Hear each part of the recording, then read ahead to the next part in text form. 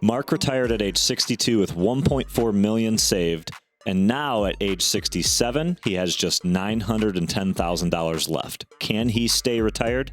Stay tuned until the end, and we'll give Mark a red, yellow, or green light on whether he can continue his retirement journey. Welcome to Rise in Retirement, where it is our goal to optimize and simplify your retirement plan. I'm Jet. And I'm Taco. We are financial advisors at W.A. Smith Financial Group, a firm trusted by thousands of people all over the U.S., helping you focus more on your life, worry less about your money. Let's jump into today's example, Andrew. Love it. We got Mark as our hypothetical case example here today. Mark retired at 62 with $1.4 million, looking great. 5 short years later, he's 67. He's down to $910,000. So we're going to talk today, are there adjustments needed, or can he continue on the same journey here? Yeah, Mark's worried at this point. He did not envision 5 years into retirement being in this position, and as we'll detail with the case notes, this isn't what it looked like it would be. And we'll go through some mistakes that we think Mark made to get into this position, but better yet, at the end, does Mark have a red light, yellow light, or green light to continue the retirement journey that he built here? Yeah, and if you find today's video helpful, make sure that you like, share, subscribe, and better yet, if you want to get even more valuable resources, click on the link in the description, riseinretirement.com. We'll talk about that here in a few minutes as well. So here's Mark. As you mentioned, he retired at 62. He had $1.4 million. 95% of that money is qualified, so taxable upon withdrawal. Chose to take Social Security, gets $1,400 a month from that, has a $1,000 a month pension that he's also receiving. He determined that he needed $8,000 a month gross before taxes, so he did the gross figure here. $8,000 gross per month was what he needed to live his life the way he wanted to, and that's $67,200 per year. And immediately upon retirement at his age of 62, he's got a 4.8% annual withdrawal rate. Looks pretty good. Yeah. So he was green light to retire. Absolutely. 5 years ago. We're fast forwarding now to 67 and what his current situation looks like. But here's how we got there. Yeah. First 2 years of retirement was great. He had that 4.8% withdrawal rate, right? He had good market returns.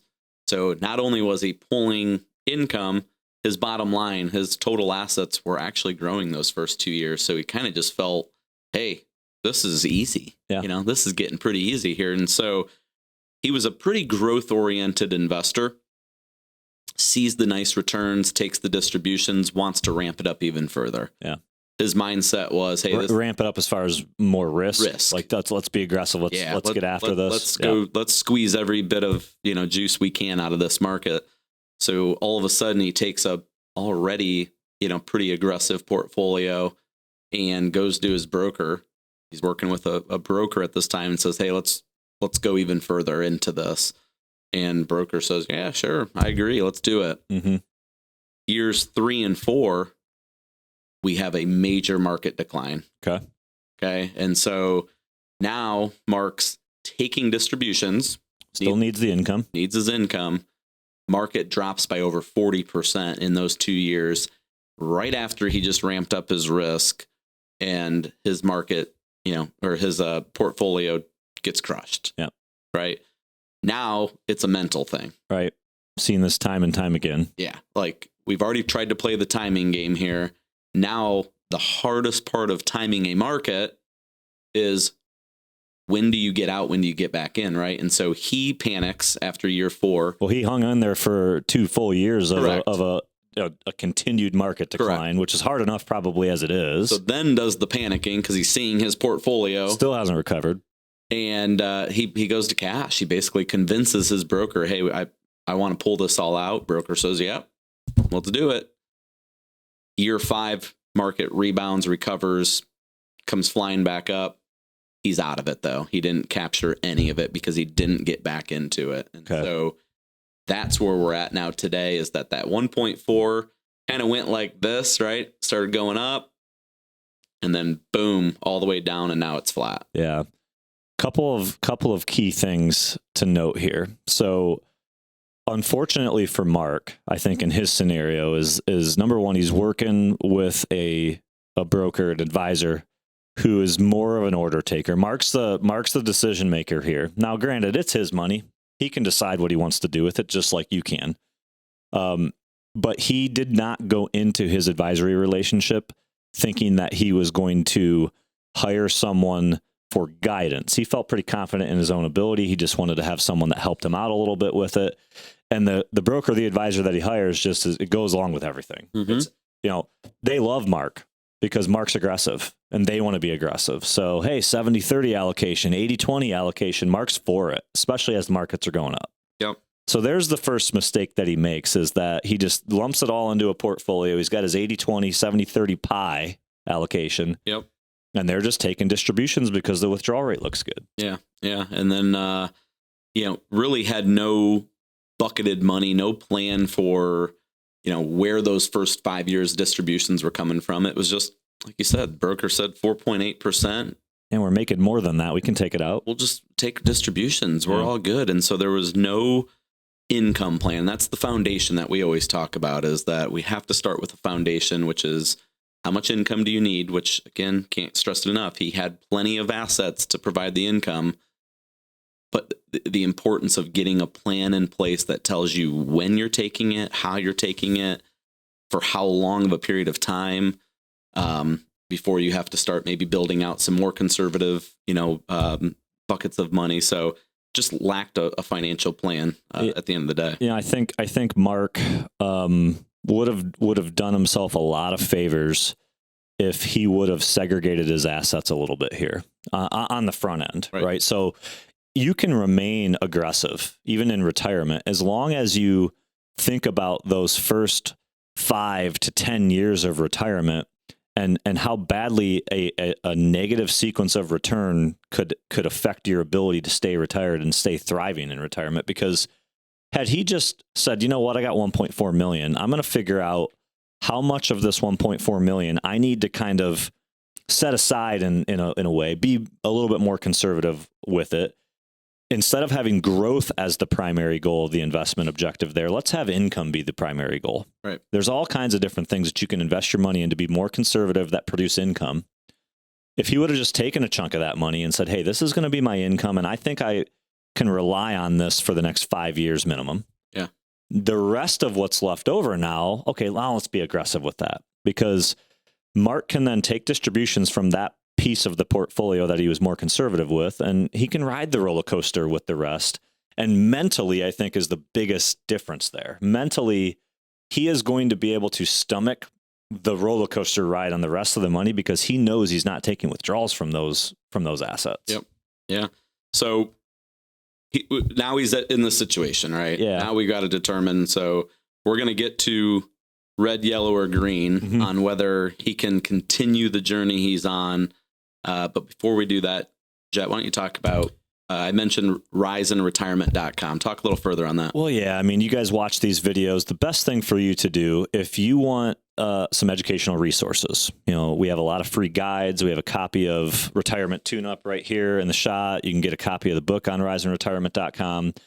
Or better yet, if you're watching these and you're going, wow, I like the way these guys approach planning and break these scenarios down. If you want to get your scenario broken down to see where you stand, do you have a red, yellow, or green light for your retirement vision? Request a Retirement Tune-Up financial review. You can do all of that on riseinretirement.com, and the link for that is in the description below. Awesome. All right, Mark, what color do we got? I'm giving him a yellow light. And so let's consider Mark's new position here.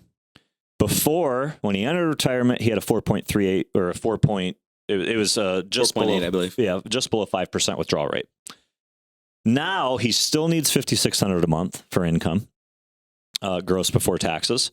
He's got $910,000, and his withdrawal rate has now ballooned to 7.38%. Now the benefit that Mark has is he's a single guy, and he has 3 adult children. He doesn't have massive legacy plans. Yep. So he can operate in retirement with a higher withdrawal rate. I'm not worried necessarily about Mark's 7.38% withdrawal rate, but what's to say that the next market cycle doesn't make this worse for him, because we can all agree there's going to be another one at some point. So what would you have him do at this point? I mean, he's reevaluating how he should invest this money. What are we doing? Well, I think it goes back now to what I had mentioned. It's the foundation of an income plan. Yet he has to look at this as starting over. And, here's my 910,000. Here's my income need.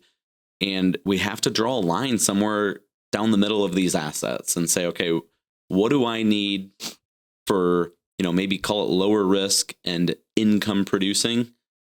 What else can be more of my growth oriented dollars? And have a plan in place that allows him to stay disciplined and not try to do the whole timing the market, because if it works for you maybe one time, it can hurt you 10 times when it doesn't work on the downside. Absolutely. Jump into today's key takeaways. Mine is Mark should have got a second opinion before he hired the broker.